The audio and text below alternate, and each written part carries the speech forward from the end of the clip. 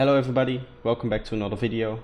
Today I want to talk about mastering for EPs. I mentioned it before that I wanted to do a video on this topic in my finishing songs tutorial, and where I also showed off how I finish songs when, especially when dealing with many projects all together, like the EP that I'm working on right now. So I thought this would also be a good example to use for the tutorial on mastering for EPs. So I'm mostly going to talk about how I do it in the setting of multiple songs. That being said, I do want to say that I'm not a mastering engineer, and mastering is a very difficult topic. So I do recommend that you not only watch my video on it, but also some other input, see what some other people have to say about the topic before you try to master your own songs. Try to get as much information as possible and see what works best for you. But with that being said, let's get right into the video. Alright, so before we go into the whole setup that I have here and the whole project, I want to quickly mention or quickly talk about what mastering is in general. For me personally, it is the last bit and the delivery, taking your mix, your musical idea, and making sure that it works on the systems that it's going to be played on.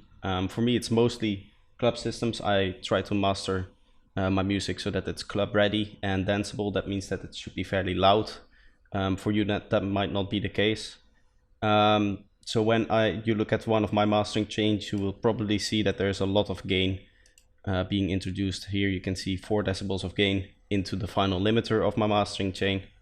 And so that's a lot of loudness being added. That might not work for your music, so keep that in mind. But in general, what you want your mastering to be is your final delivery. So you're taking your musical idea and you're transforming it into something that's ready to be played. For example, a mix, as you can see from these waveforms, in this case they're not loud enough to be competitive on a club system when compared to other tracks. So if you were to play this song at this loudness that you see the waveform is at here, you might run into some problems where there's a big volume difference between the tracks.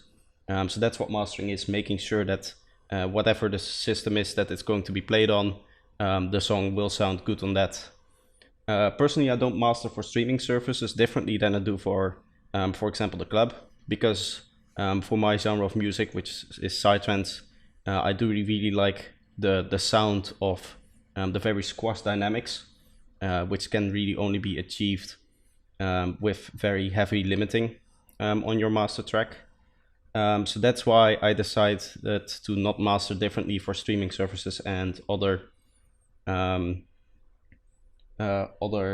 purposes. That being said, though, you can do that. It takes a little bit of extra work, and maybe you also need to change the mix a little bit. But in general, you shouldn't be thinking about the mixing stage anymore when you go into your mastering stage.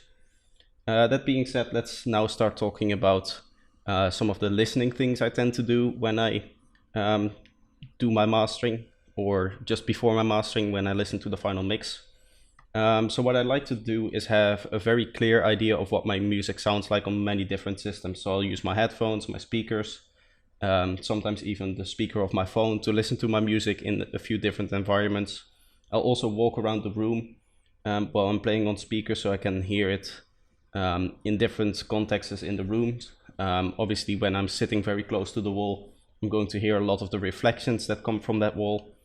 So I might walk a little bit more into the middle of the room, or I might walk to the other side of the room to listen what my music sounds like. That's very useful in the final mixing stage. Once you have your final mix mastered and you want to verify that what you're doing is correct, I also recommend listening to some reference tracks on the same systems and kind of see how they perform on those systems together with your own music. But those are some small tips you can do to make sure that you have a nice master at the end. So with that being said, let's actually go through the setup that I do for mastering on EPs. Okay, so these are the final mixes of the 5 songs that are going to be on the EP. And as you can see, we can immediately spot a problem where these 2 tracks are mixed a little bit louder than the other 3.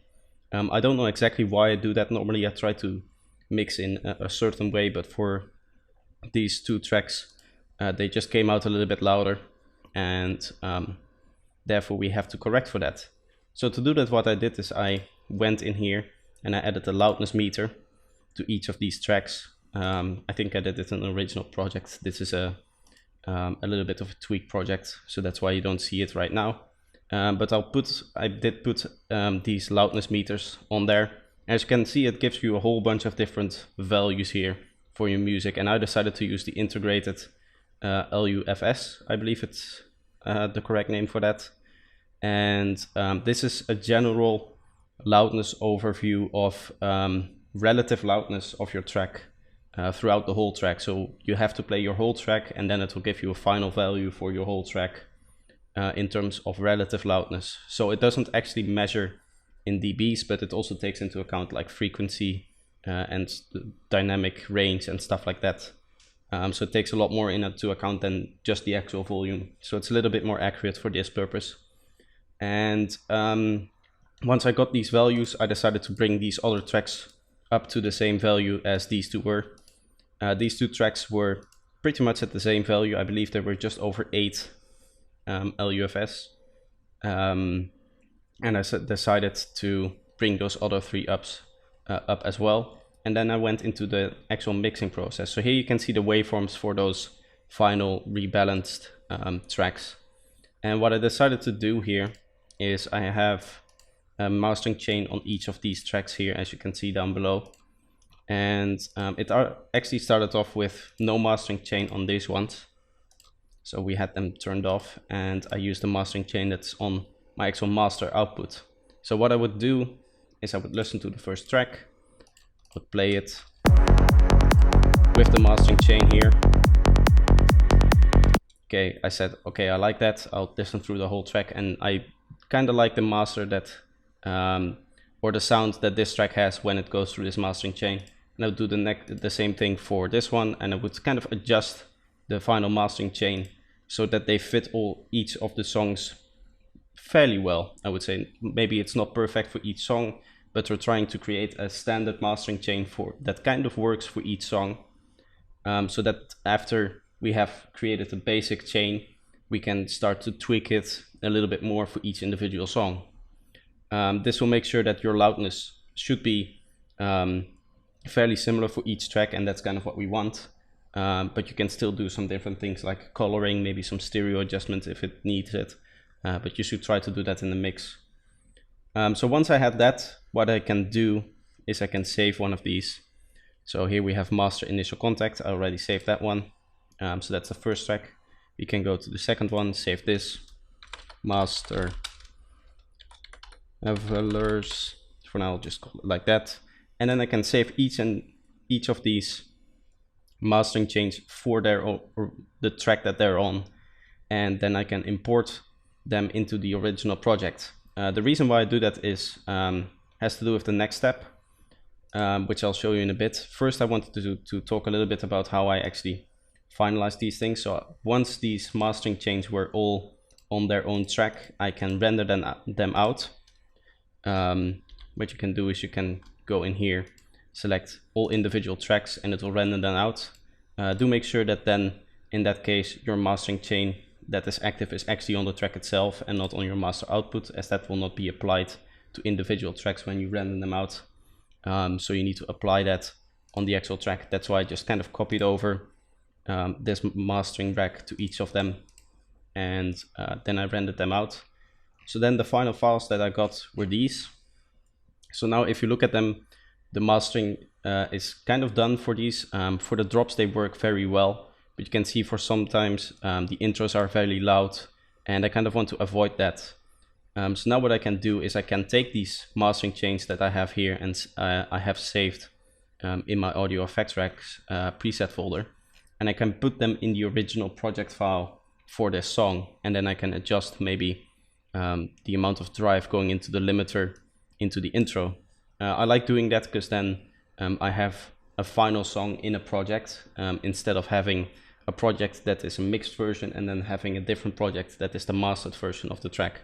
I have everything in the same project, and it keeps it nice and clean and easy to work with. So that's basically the basic process of how I master for an EP. And it's a really easy way to make sure that all of your songs have a similar volume and are similarly loud and have a similar tonal balance and stuff like that. You can go a lot deeper with it, If you want, you can also measure other things, maybe like the stereo width of each track, or the level of the sub bass of each track. I haven't done that for this because I did want a few differences between the tracks, to give them each their unique identity. But you could do that if you want. So yes, that were some of the tips I wanted to give you on mastering for EPs. You can also apply these to individual tracks, but the real power of having a project like this, like I have here, and mastering this way with multiple songs is that you can make sure that your mastering is similar for each song, while still keeping the original idea of the track, and giving each of them a different tone if you need to, by applying that master chain then to your original project. So that's what I wanted to talk about for today. I hope you enjoyed this video, and if you did, feel free to leave a like. If you're new here, feel free to subscribe. I post videos every 2 days on music production, mainly psytrance. So if you're into that, subscribe. But with that being said, that's going to be it for today.